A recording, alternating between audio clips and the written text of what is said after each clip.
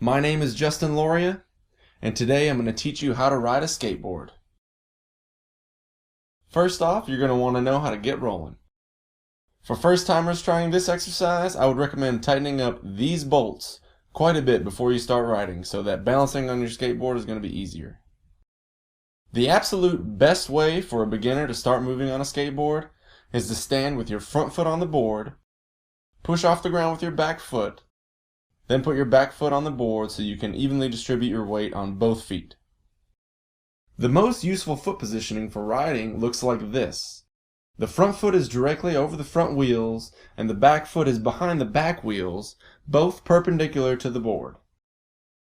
This positioning allows you to steer, speed up, stop, and do most tricks comfortably and efficiently. When you're first learning how to ride, it'll probably be easier for you to ride like this. This is the same stance as before, but with the front foot riding parallel to the board. This is easier for beginners because since you'll be riding at low speeds, you'll need to take your back foot off to push fairly often to maintain your momentum, and riding this way eliminates that extra step of pivoting your front foot back and forth every time you push. Despite being told to push this way, it is fairly common for beginner skaters to mistakenly push like this. This is called pushing Mongo and has a laundry list of issues associated with it. For one, pushing Mongo drastically reduces your ability to steer while pushing. While it may not seem that important at low speeds and on a flat piece of concrete, increasingly you'll find yourself needing to steer one way or the other while you're gaining speed, and if you're pushing Mongo, it's going to be really hard. Also, pushing this way makes it more difficult to balance, reduces the maximum speed you can obtain while pushing, and forces you to take extra steps to set up your feet into a useful stance. So once you get good at pushing off with your back foot, you can look into a number of other ways to start moving. Keep in mind these techniques won't give you very many advantages over basic pushing other than style points, but knowing some of them can add a little variety to your skating and make you a little bit more well-rounded.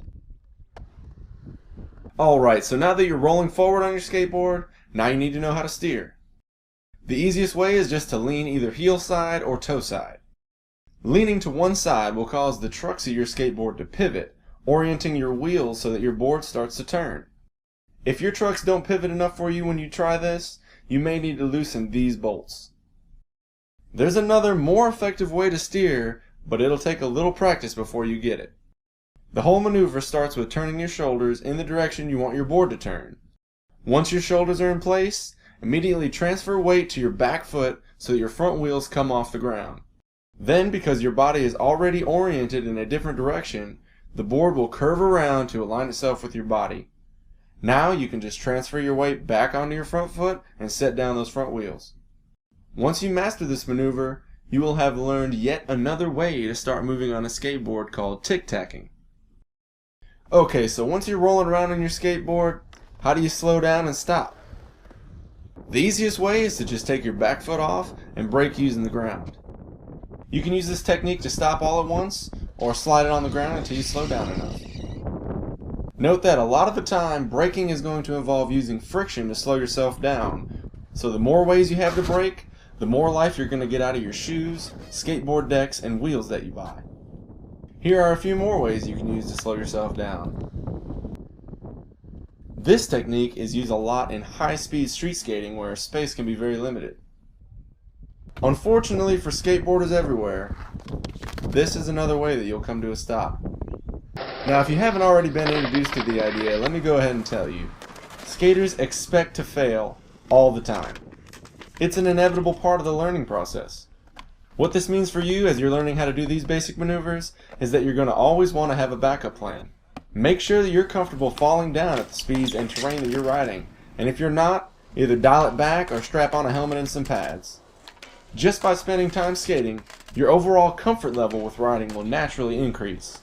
So if dropping in on that quarter pipe looks a little too menacing, give it some time and come back to it another day. Skate as often as you can, and remember, have fun.